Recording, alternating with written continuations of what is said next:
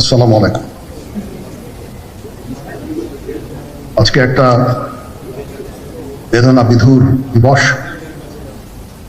2009 সালের 25শে ফেব্রুয়ারি আমরা এই 57 জন চৌকস সেনা অফিসার এবং শুধু তাই নয়, আমাদের কিছু কিছু পরিবারবর্গ সদস্যদের আমরা হারিয়েছি।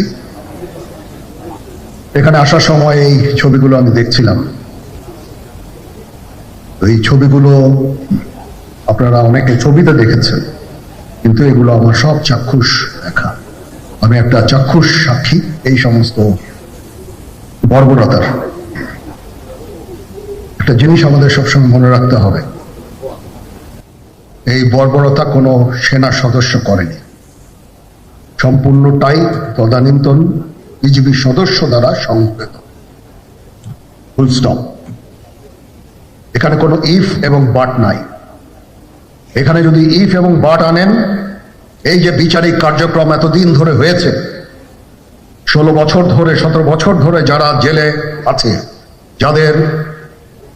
যারা কনভিক্টেড, সেই বিচারিক প্রক্রিয়া ব্যাহত হবে।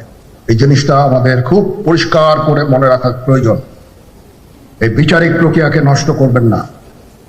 যে সমস্ত সদস্য শাস্তি পেয়েছে তারা শাস্তি পাওয়ার যোগ্য। এখানে কোনো রাজনৈতিক নেতৃবৃন্দ এর মধ্যে উপস্থিত ছিল কিনা, ইনভলভ ছিল কিনা, বাইরের কোনো শক্তি এর মধ্যে ইনভলভ ছিল কিনা, সেটার জন্য কমিশন করা হয়েছে।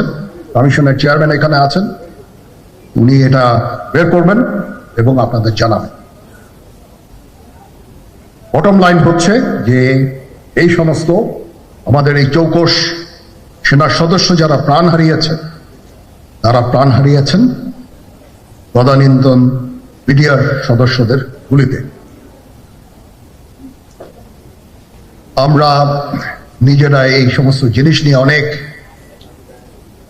ভিন্ন মত পোষণ করছি। কেউ কেউ এই জিনিসটাকে ভিন্ন খাতে প্রবাহিত করার চেষ্টা করছি।